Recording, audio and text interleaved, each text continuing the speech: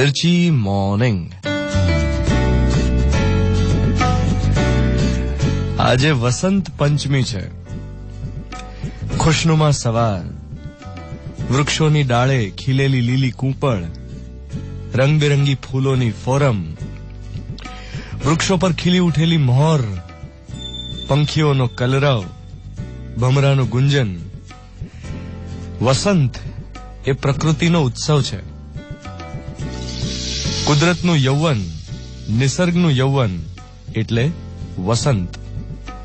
આ બધી વાતો સાંભળવામાં સારી લાગે છે। અનુભવનું શું? તમે વસંત અનુભવી ખરી?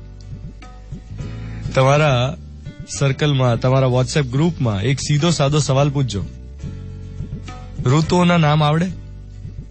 આપણી ઋતુઓ કઈ તો નહીં ખબર હોય, એટલે શિયાળો, ઉનાળો, ચોમાસું એવું નહીં, 6 ઋતુઓની વાત કરું છું।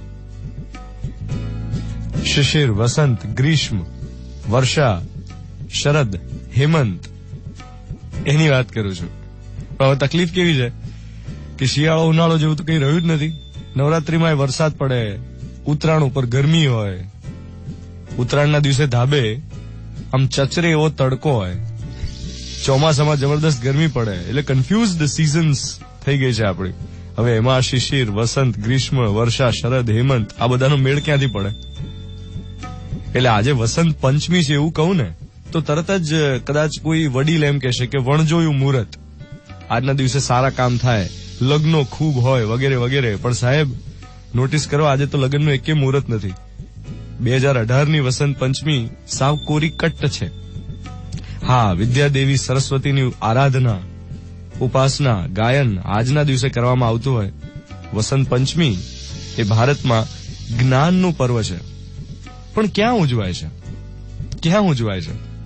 આપણે ત્યાં ખાલી છાપામાં, કોલમ્સમાં એવું કહેવાય છે, લખાય છે કે વસંત પંચમી એટલે તો ઇન્ડિયન વેલેન્ટાઇન્સ ડે। પણ ક્યાં ઉજવાય છે?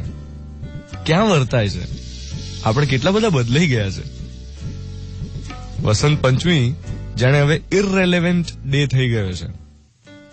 બાકી એક સમય એવો હતો કે જયારે વસંત પંચમીના દિવસે લોકો યલો કલરના ક્લોથ્સ પહેરતા હોય અને રીતસરનો ઉત્સવ ઉજવાતો હોય।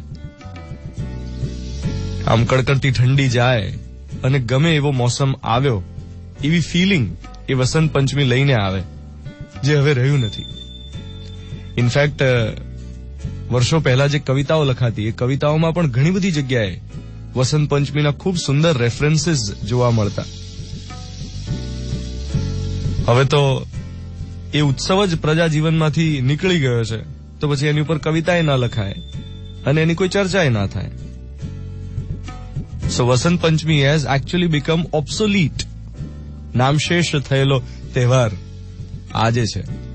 7:14 થઈ રહી છે। 22 જાન્યુઆરી 2018 મંડે મોર્નિંગ। હું છું ધ્વનિત તમારી સાથે। Good morning my dear. આજનો